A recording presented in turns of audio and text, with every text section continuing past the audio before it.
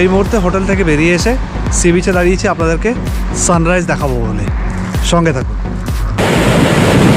এই দৃশ্যটা ক্যামেরায় ধরা কঠিন, এটা অনুভব করতে হয়। আর এই মুহূর্তগুলোর জন্যই তো আমরা বারবার ছুটে আসি সমুদ্রের কাছে।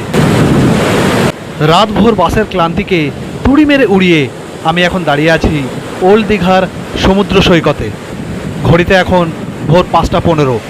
চারপাশে এখনও কুয়াশার চাদর, কিন্তু সমুদ্রের গর্জনে এক অদ্ভুত মাদকতা আছে। আজ আপনাদের দেখাচ্ছি দীঘার সেই রূপ যা দেখলে চোখ জুড়িয়ে যায়। থাকুন আজ আমার সাথে, আর সাক্ষী থাকুন এই অপূর্ব সূর্যোদয়ের।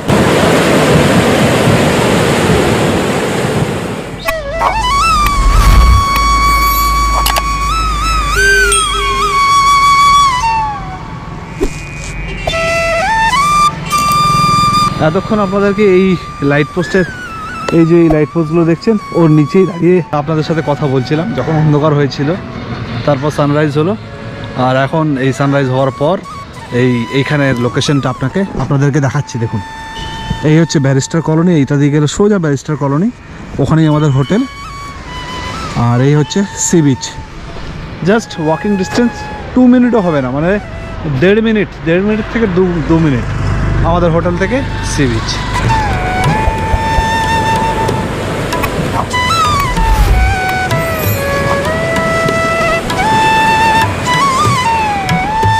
দেখুন আমার সূর্য উঠেছে, এতক্ষণ মেঘে ঢেকেছিল।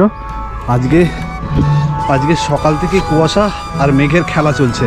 তো আমি সানরাইজটা মোটামুটি ভালোভাবেই ক্যাপচার করতে পেরেছি। তারপরেই মেঘ এসে পুরো সানরাইজটাকে ঢেকে দিয়ে, মানে পুরো সূর্যটাকে ঢেকে দিয়েছিল। আবার এখন মেঘটা কেটে গেছে, সূর্যটা দেখা যাচ্ছে দেখুন। আর এই যে রাস্তাটা দেখছেন, এই যে ছেলেগুলো হেঁটে হেঁটে যাচ্ছে, এটাই হচ্ছে মেরিন ড্রাইভ রোড। এই যে এইটাই দিয়ে সোজা একদম নিউ দীঘা গেছে, মানে এদিক থেকে এসছে মোহনা থেকে, আর এদিকে গেছে হচ্ছে সোজা new Digha. Marine drive road এটাকেই বলে।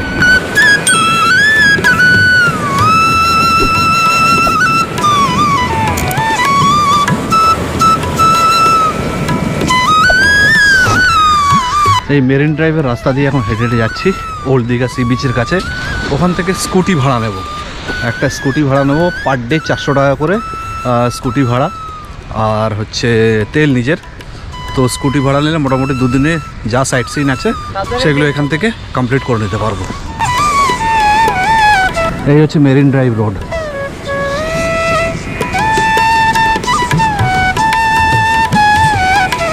এটা হচ্ছে ওল্ড দীঘা পার্ক আর কি। পার্ক মানে কি, এখানে বসার জন্য সন্ধ্যেবেলায় যাতে দীঘায় যত ভিজিটার্স আসবে বা ট্যুরিস্ট আসবে তারা এসে যেন সন্ধ্যাবেলা এখানে বসতে পারে। দারুণ জাঁকজমক জায়গা হয় এই জায়গাটা। এখানে লাইটিং ফাইটিং দিয়ে দারুণ করে সাজানো, সন্ধ্যেবেলা এলে সেই লাইটিংগুলো খুব সুন্দরভাবে দেখা যায়। তো আপনাদেরকে সন্ধ্যেবেলার ভিডিও দেখাবো, সঙ্গে থাকবেন কিন্তু।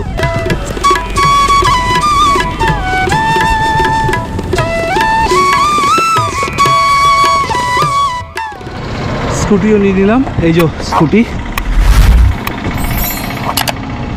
একদম নিউ মডেল দিয়েছে। আর এই পাম্প থেকে আমি তেল ভরালাম। স্কুটি নিল পার ডে 400 টাকা করে, অ্যাডভান্স পেমেন্ট করে দিলাম 2 দিনের, আর তেল ভরলাম হচ্ছে 250 টাকার। এখন এই স্কুটি নিয়ে যাব হোটেলে। আর আপনাদেরকে এই স্ক্রিনের মধ্যে আমি স্কুটিওয়ালা নাম্বার দিয়ে দিচ্ছি। আপনারা যদি দীঘায় আসেন, আপনাদের যদি লাইসেন্স আর আধার কার্ড সঙ্গে থাকে, আপনারাও স্কুটি ভাড়া করতে পারবেন। পার ডে 400 টাকা করে ভাড়া, তেল আপনার নিচের। নাম্বারটা দিয়ে দিচ্ছি, স্ক্রিনে দেখে নিন, আর আমি ডেসক্রিপশান বক্সেও নাম্বারটা মেনশন করে দেবো।